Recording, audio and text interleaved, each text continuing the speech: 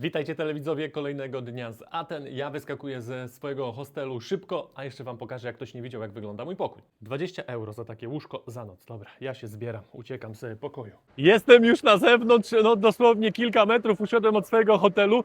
No i właśnie taką Grecję chciałem widzieć, nie taką jak wczoraj widziałem z autobusu, ale to jest tylko wiadomo, wycinek. A tutaj już jakiś stary kościół, tam u góry ruiny, ale jeszcze co do pogody. Dzisiaj pochmurnie. Wczoraj było bardzo ładnie, słonecznie, chmurnie było.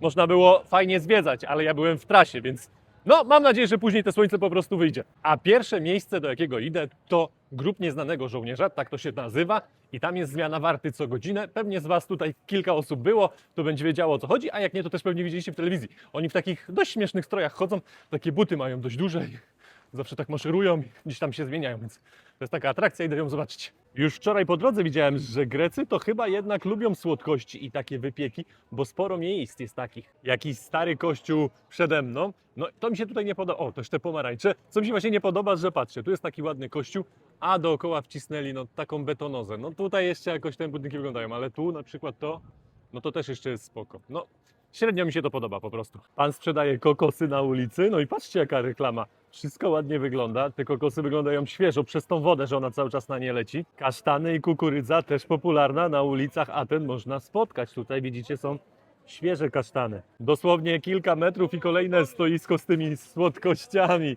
O, pan mnie tutaj zaczepia. No właśnie na tym to polega. No biznes to się robi teraz w sieci. Kolejne podobne stoisko z wypiekami. Zobaczcie, jakiego muzyka można spotkać na ulicach w Atenach. Patrzcie, pan jeszcze ma tutaj starą walutę grecką. Tutaj ładnie zachowany. No nie mam greckiej starej waluty, więc przydałaby mi się. Fajna muzyczka, wrzuciłem panu kilka centów do koszyczka. No klimatycznie to wygląda. Obiecuję wam, że to jest ostatni punkt z tymi wypiekami, który wam pokazuję, bo ich tutaj jest mnóstwo. Jestem już na tym placu, gdzie się zmienia ta warta, a przede mną jest parlament Grecji. A jest ciekawa historia na temat tego parlamentu. W XIX wieku on był zbudowany i na początku nie był parlamentem, tylko był siedzibą króla. Król też nie był Grekiem. W XIX wieku wzięli sobie króla z Bawarii, ale Grecy mieli go dość i wywalili go dość szybko. I przerobili właśnie później ten budynek na parlament Grecji. Wchodzę po schodach, bo z dołu nie było tego widać i tam widzę już jakich żołnierzy, więc pewnie zmiana warty jest w tamtym miejscu. Jest co godzinę, więc mam jeszcze 10 minut, żeby tam dojść na drugą stronę ulicy. Jak ktoś lubi taką opcję zwiedzania autobusami, że sobie po prostu wysiadacie w miejscach i jeździcie dalej na jednym bilecie, one jeżdżą dookoła miasta po tych punktach. Dobra, jestem już na drugiej stronie. Jestem już na środku i teraz czekam na zmianę warty. Rozpoczyna się oficjalna zmiana warty. Tym razem 3.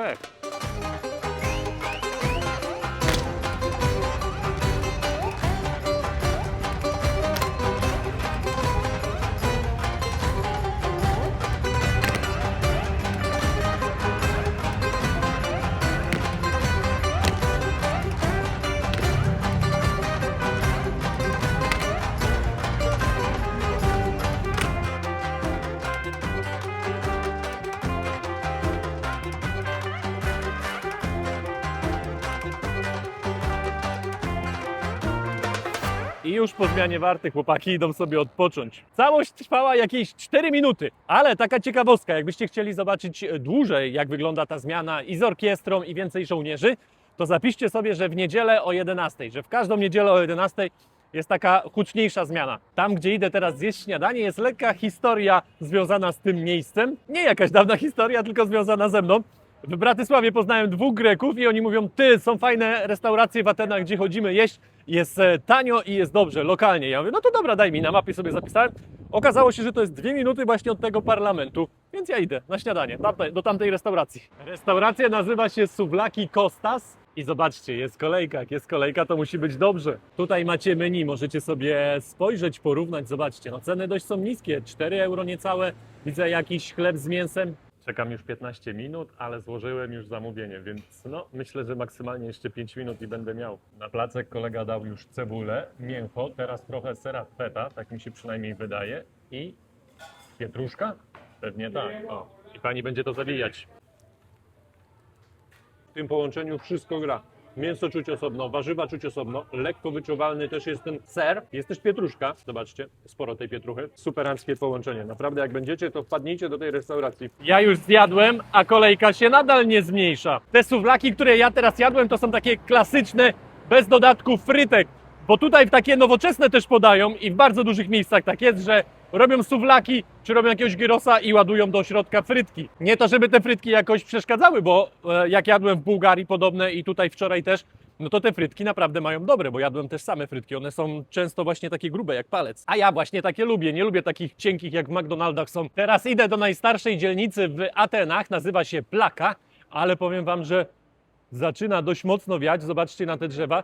Tak jakby miał deszcz zaraz zacząć padać. A ja nie przyjechałem do Aten po to, żeby mnie deszcz złapał. Jeszcze jedna sprawa do tego kebabika, do tego suwlaki. Jakbyście brali i lubicie sobie zjeść, bo nie będzie to wasze śniadanie na przykład tak jak moje, no to weźcie sobie dwa, spróbujcie sobie, tak jak ja wziąłem sobie wołowinę, a weźcie sobie na przykład dwa, spróbujecie jak one smakują. Po jednym podjadłem, nawet czuję się najedzony, ale wcisnąłbym jeszcze jeden. Wygląda na to, że dobrze trafiłem. Mapa mi pokazywała, że mam iść tam gdzieś bardziej. O, tam zresztą, co mi tutaj wystaje? Czy to już jest Akropol? Jeszcze chyba nie. Dobra, to ja się przejdę tą uliczką. To ja nawet nie wiedziałem, gdzieś tu na tym wzgórzu właśnie jest Akropol, a ja idę gdzieś właśnie tymi uliczkami. Tam gdzieś jakieś te uliczki też są fajne. No to myślę, że zaraz gdzieś mi się tutaj wyłoni ten słynny budynek Akropolu. Jestem już na tych uliczkach i tutaj od razu widać różnicę w budownictwie. Proszę bardzo, jakieś cytryny jeszcze. No patrzcie, te domy to wyglądają na takie stare, no i takie greckie, białe, trochę jak na Santorini. Na niektórych też są jakieś niebieskie oznaczenia, jakieś daszki. Też można znaleźć krzyże. Niektóre widać się rozpadają, pewnie jakiegoś właściciela nie ma. No tak trochę właśnie mi się też Grecja kojarzyła. No i te domki są, zobaczcie, no tam jest Akropol dalej. Świetna opcja, bo tymi schodkami można chodzić dookoła tych budynków. O, jeden, tutaj wejście, ale to wygląda jakby w co drugim albo i więcej tych domów już nikt nie mieszkał. Tu już jest fajny widok na inną część Aten. Jestem już na górze i tutaj jest punkt widokowy, zaraz wam pokażę, jaki widok stąd jest. Patrzcie, z jednej strony Ateny, ogromne, aż tam. I tutaj druga strona, tutaj widać jakieś dwie górki. Też coś tam jest, jeszcze nie wiem co tam jest na tych górkach.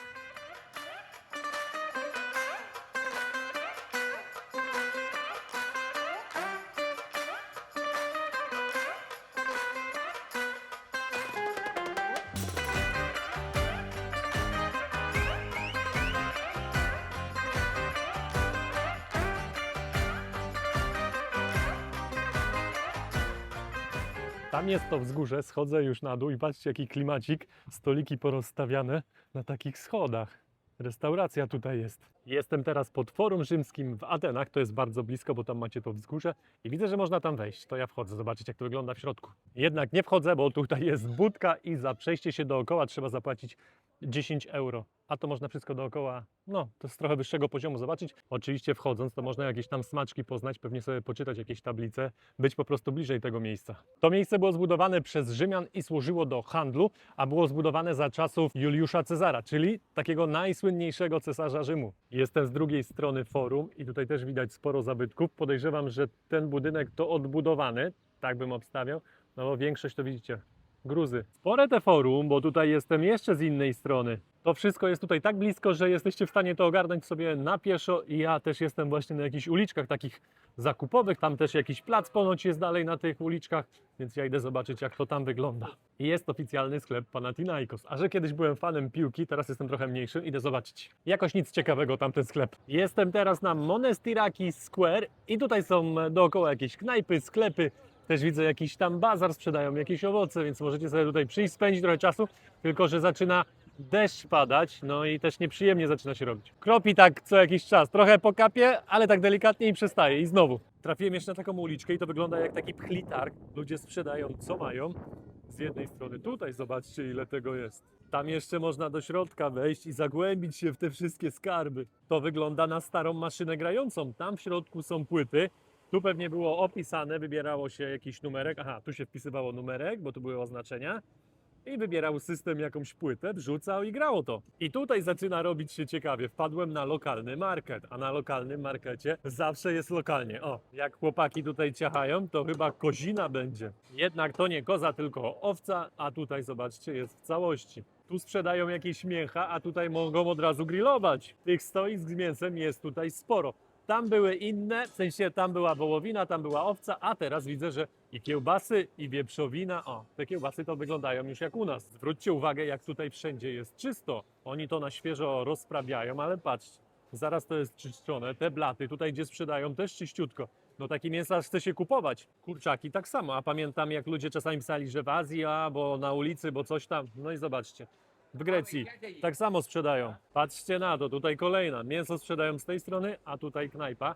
No obstawiałbym, że to świeże mięso tutaj biorą od nich. Na tym markecie też sprzedają, patrzcie, ryby zasolone. Takie ryby to mi się kojarzą z Portugalią. Tam takie ogromne dorsze zasuszają, później trzeba to moczyć w wodzie czy w mleku. Konkretne. W Grecji oczywiście też tego nie mogło zabraknąć, czyli ryby, owoce morza, krewetki, wszystko co chcecie. Są i ośmiornice, patrzcie jakie to wszystko pięknie wygląda. Wszystko na świeżo też wygląda. O, tu jakie wielkie ryby. Ta to ma z jakieś 25 cm. Obstawiam, że to są sardynki takie małe. Sowlaki, kebab. Tak mi to posmakowało, że idę teraz jeszcze jedną porcję sobie wrzucę na obiad. Zaraz kolega mi tutaj zawinie takie pyszne rolo. Na początku pomyślałem, że będę tęsknił za tym jedzeniem, bo jutro wyjeżdżam, ale tam gdzie jadę też jest pysznie. Dzisiaj popołudniowego zwiedzania nie było. Wróciłem do hostelu, skleiłem film, rzuciłem go na kanał, żebyście mieli co oglądać. A teraz idę na kolację w sumie tylko i też wracam jeszcze do pracy. Tam. Po przeciwnej stronie. Jak szedłem pierwszy raz tą ulicą, jak przyjechałem tutaj do Aten, to widziałem właśnie tą knajpę i sporo ludzi tam siedziało. Mówię, kurczę, muszę ją znaleźć. Znalazłem ją na Google. Okazało się, że mają fajne dania. Oczywiście te moje ulubione, więc raczej pójdę w to samo, ale idę najpierw sprawdzę. I widzę, że nadal są ludzie. Jest lekko po 21. Zobaczcie na to mięcho, które tam się kręci właśnie. Kucharz, tamten, skroił trochę mięsa do mojego placka. Mam już swojego kebabika. Gryzam się jeszcze raz. Tym razem sama wieprzowina, takiego jeszcze tutaj nie jadłem. Rewelacyjne one są. Witajcie telewidzowie, wczoraj padliśmy. Ta podróż, Bangkok, wszystko, zwiedzanie nas wymęczyło, bo spaliśmy do 13. Nie wiem jak to zrobiliśmy, ale tak, jest godzina 14:30, dopiero wychodzimy. Chcemy dzisiaj wypożyczyć skuter i pojechać w kilka miejsc. Zobaczymy jak tutaj nam ten się plan ułoży. W Pai oprócz 7-Eleven mamy też dosyć sporego Lotusa i można tutaj płacić kartą, nie ma limitu 200 batów. I sprawdziliśmy, czy faktycznie można płacić za mniej niż 200 batów kartą. I za 2 wody 20 batów wyszło, zapłaciliśmy kartą. O proszę, wczoraj Wam mówiłam, że za godzinkę 400 batów i możecie nauczyć się jeździć. I tutaj jest plac, na którym dziewczyny widzę teraz się uczą. Przyszliśmy teraz do wypożyczalni. Zobaczę jak hamulce, jak się sprawuje ten skuter. 200 batów za dzień, jeśli weźmiemy na tydzień. Dobre, bierzemy. Pan tutaj powiedział, że no nie dosięgam do końca stopami, więc żebym spróbowała tego, bo jest niższy. Zobaczymy. A faktycznie jest trochę niższy. Ale czy tak dużo? To jedziemy na przejażdżkę. No i dobrze, tutaj wszystko działa. Aż kapelusz mi zjało. Umowa podpisana, kaski wybrane. Póki co zapłaciliśmy za 3 dni, żeby zobaczyć jak nam się w ogóle we dwójkę jeździ, no bo z tatą będę pierwszy raz jechała. I co jeszcze? Aha, chcieli jako depozyt albo 2000 batów, albo paszport, więc zostawiliśmy 2000 batów. Dokładny filmik, żeby wiedzieć w razie W. Później, że nam jakiegoś kitu nie wcisknęli, że coś tam zrobiliśmy. Ale ładny skuter, nie ma prawie w ogóle otarcia. Filmik zrobiony, okulary nałożone, można jechać w trasę. I dojechaliśmy do knajpki. Jak tam, tato? Pierwsze, pół kilometra mniej więcej przejechane. No, twoje zdolności przekraczają zdolności kierowcy Formuły 1, także bez zastrzeżeń. Dzięki. Mam nadzieję, że taka opinia pozostanie do końca, no i że będziemy mieli świetny wypad. Trochę to potrwało zanim wybraliśmy, ale mamy. Dla taty będzie właśnie taka porcja, zobaczymy co tutaj przyjdzie. A dla mnie jak zwykle, bazil. I wzięłam sobie porcję średnią, do tego jajko za 10 batów. A tu spójrzcie, jak w każdej tajskiej knajpce, prawie w każdej, można za darmo wziąć sobie kubek, lód, no i nalać wody, a do tego macie jeszcze słomkę. Zamówiłam już jakiś czas temu herbatę i nawet nie zauważyłam, kiedy pani przyniosła. Mówię, coś długo, już nawet o niej zapomniałam później. A tu proszę, zielona herbatka do śniadania będzie. Przyszły już nasze dania, ale smakowicie to wygląda moje i taty również. Smacznego! Smacznego. Pani przyniosła nam jeszcze zupkę kowunka. Pojedliśmy 170 batów, 19 zł. Smakowało? Dobre. Trochę tata sobie tam chili za dużo dał i mój język wypalił. No. Ja się dziwiłam, nakładam, mówię, dobra. Następnym razem będzie wiedział, że tego sosu sojowego, który jest tam z chili, troszeczkę mniej jednak trzeba dać. A teraz jedziemy dalej.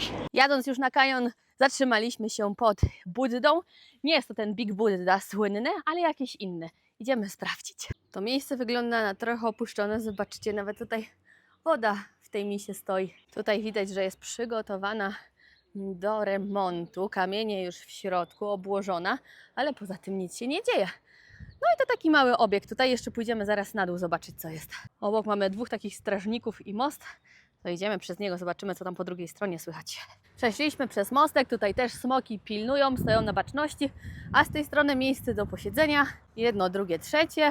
No i tutaj też mamy jakąś świątynię. Ale tutaj też widać, że jest to zaniedbane. Spójrzcie, jakiś Buddha. No więc idziemy sprawdzić.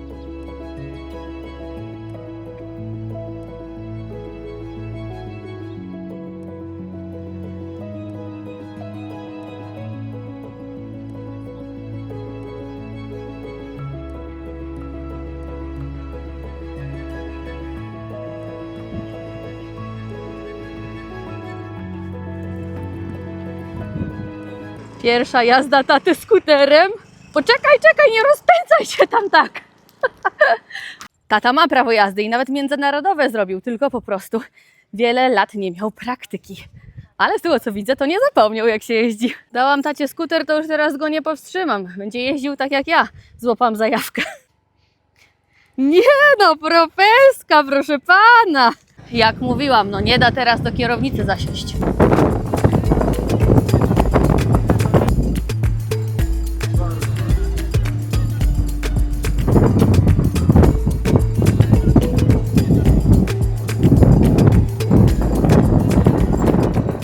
Dojechaliśmy na miejsce, tata kierowca. Kurna, dobrze ci szło, piąteczka.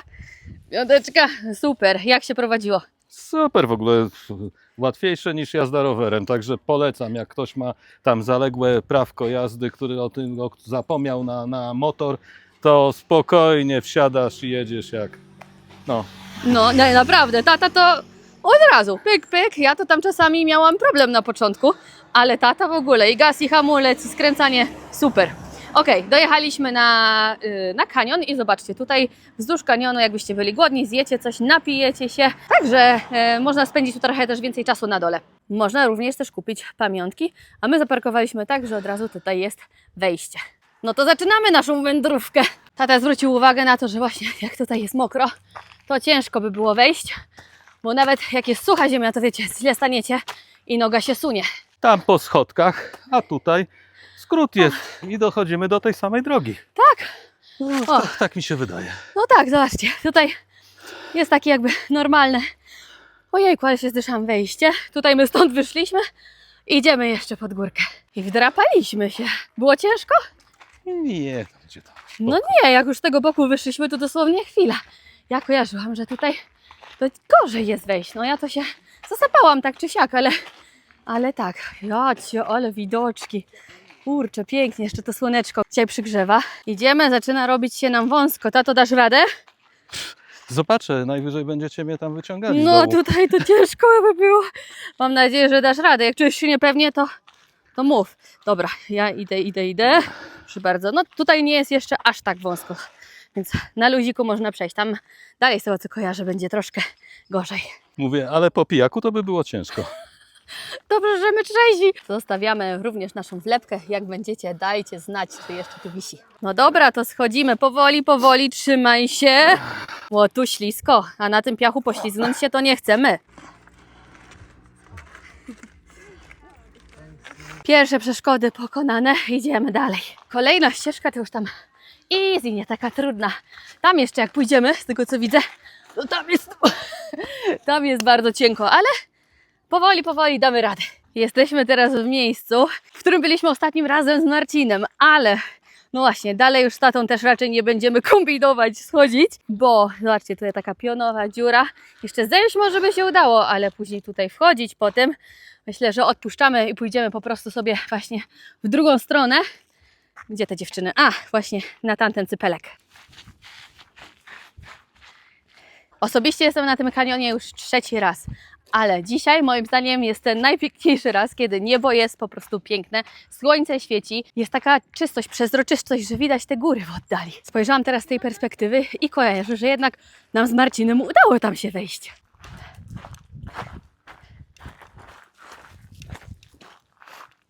Doszliśmy na koniec innej odnogi.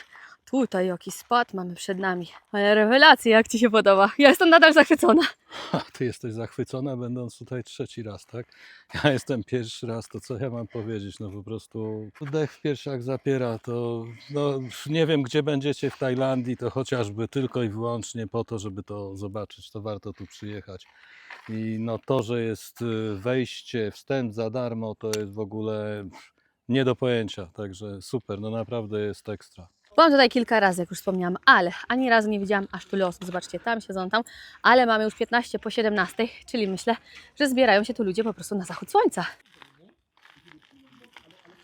Przechodzimy teraz boczkiem jeszcze w inną stronę. Super, nie było tak źle. Jedna osoba, druga, trzecia, czwarta, piąta, szósta. No tutaj miałem 10 osób, tam tak samo na tamtych odnogach sporo. No tak, na zachód słońca już moim zdaniem ludzie przyszli. A tam ile osób? Szliśmy sobie tą ścieżką, a teraz będziemy wracać tą ścieżką. Ulala, stopnie dosyć spore. Wąsko. Jestem. A tata? Też jest? Jest. A, jestem, nie zginąłem, nie przejmuj się. I nie wiem, czy to był dobry pomysł, a teraz musimy tutaj zejść. Czyli trzeba ukucnąć na tyłku bardziej, schodzić. Ale tłoczno, tu się zrobiło, właśnie trzeba puszczać ludzi, jak ktoś idzie w górę czy w dół. Także jak macie możliwość, to przyjedźcie tutaj trochę wcześniej niż na zachód słońca. Chyba że chcecie podziwiać zachód słońca. Pięknie daliśmy radę, ręce. Jak tam? Całe, nie? Też się nie poślizgnąłeś? O, rewelacja. Okej, no i widzicie, coraz więcej tutaj ludzi się schodzi. Tu pani jaką miejscówkę znalazła sobie na dronowanie, pięknie. I w klapeczkach weszła. No ja polecam jednak takie, wiecie, buty kryte, bo jest ślisko. My schodzimy, zobaczcie, cały czas ludzie wchodzą i przed chwilą szły dziewczyny z Anglii i mówią: o, jest bardziej tutaj zatłuczone niż myślałam. I faktycznie, ja też, jak już wspomniałam, pierwszy raz widzę tutaj takie tłumy. My jednak nie czekamy tutaj na zachód słońca, jedziemy na Big Buddhę. Mam nadzieję, że jeszcze tam zdążymy na zachód słońca, mamy jakieś 20 minut, to i później jeszcze tam wejście na tą Big Buddhę jakieś 15 minut, więc tak będzie na styk. Ale myślę, że będą i tak ładne kolorki. A tutaj przy tym głównym wejściu, bo my zeszliśmy teraz głównym, no zobaczcie, jest jeden bat, żeby utrzymać kanion czysty. Także my zaraz tutaj damy, a po drugiej stronie są łazienki za 5 batów. Jak myślałam, ludzie po prostu tutaj z wycieczkami z Pai przyjechali. Jeden, drugi busik, pick-upy, skuterów również przybyło. No to jedziemy! Woohoo! Jedziemy!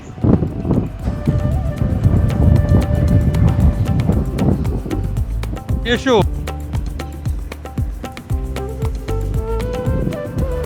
Ale pięknie.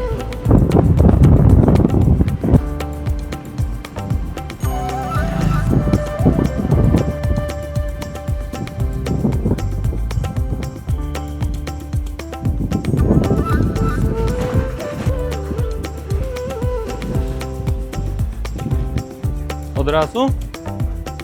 Na horyzoncie pojawił się nasz Buddha. Pojechaliśmy za daleko, ale podpytaliśmy, mamy właśnie w taką małą uliczkę teraz wjechać. Pojechaliśmy pod Big Buddę, ale brama już w połowie jest zamknięta.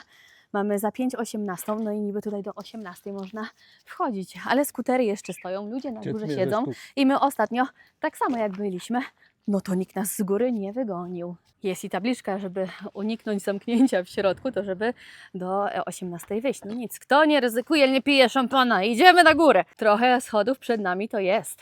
Widzę, że jakieś zmiany tutaj pochodziły, rekonstrukcje.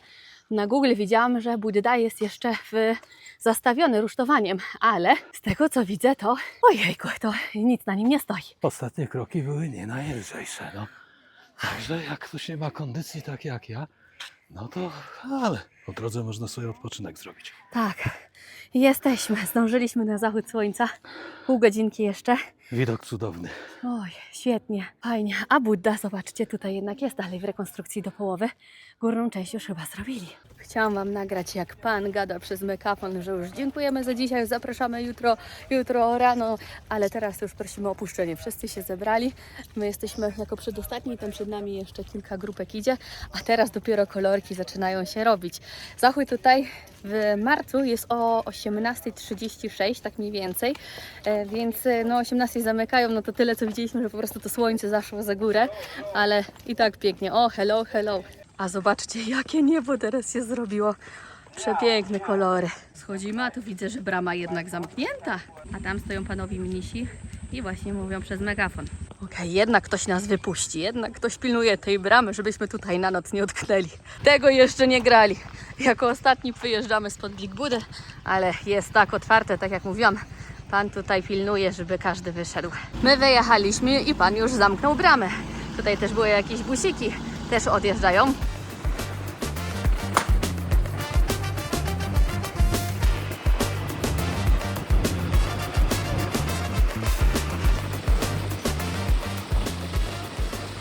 Wróciliśmy do domu i zobaczcie, co nam zamontowali. Zamek w oknie jest. A działa? Zaraz. Jak to? Tyk, tyk. No, tylko że biały kolor, no. Ciemnego już nie było. No jak tam? Opowiadaj. Wrażenia bardzo, bardzo, bardzo pozytywne. Jazda skuterem, tak jak już wspominałem, no to dla dziecka, dziecko sobie poradzi, po mieście trochę gorzej, no. Natomiast sama wyprawa, no począwszy od tego pierwszego Buddy, o którym mało kto wie, tak, bo jak się okazuje córka tyle razy była, a go nie załapała, ale fajna, zaniedbana świątynia, ale warto też sobie tam zajrzeć. No później ten kanion, no kanion to jest w ogóle bajka, no i Budda, który z wysokości jak się wejdzie, jak ktoś ma siłę i się wdrapie, to też bardzo piękne widoki na dół, no jeśli oczywiście traficie na dobrą pogodę, tak jak my trafiliśmy. No i zachód słońca, no dzięki bardzo, hej. Super. Ja też ten dzień uważam za bardzo udany, mimo że spaliśmy do 13, no i ten kanion, pogoda po prostu świetna. No i na Buddzie też super zachód słońca, także takiego zachodu słońca to my tutaj nie mieliśmy moim zdaniem z Marcinem ani razu. A teraz krótki odpoczynek, no i wyjdziemy na miasto coś zjeść. Ogarnęliśmy się w domu, pranie spakowaliśmy i wyszliśmy teraz na miasto. Już z pokoju słyszałam ten piękny dźwięk, myślałam, że jakiś festiwal, impreza jest. A tutaj proszę, hello! A pana widzieliśmy po drodze, jak jechaliśmy autokarem. Pięknie pan tutaj gra. Masz chillos, ziemniaki w Tajlandii. Zobaczcie, jakie pyszne dania tutaj mają. Ziemniaki po 50 batów. Dobra cena. Pasta bolognese 120. Jocie, coś tu się pozmieniało. Można w Tajlandii ziemniaki zjeść. Dalej jakieś takie małe makaroniki po 20 batów pani sprzedaje. My póki co na jedzenie się nie zatrzymujemy. Idziemy do 7-Eleven po proszek do prania. Czy ja dobrze widzę stanowisko z sushi, ale dzisiaj już dużego wyboru to nie ma. Muszę wrócić jutro. Jak już jesteście w Pai, możecie sobie kupić taką koszulkę z Pai. Akurat tutaj nie widzę. Jest tutaj 762 zakręty. Mają też różne kolorystyki, różne rozmiary i różne wzory. O, na przykład taka jeszcze ładna żółta. Piękne. Jest i pralnia otwarta 24 godziny na dobę. Pustki o tej godzinie. Wygląda na to, że musimy kupić, no właśnie, jakieś takie żetony.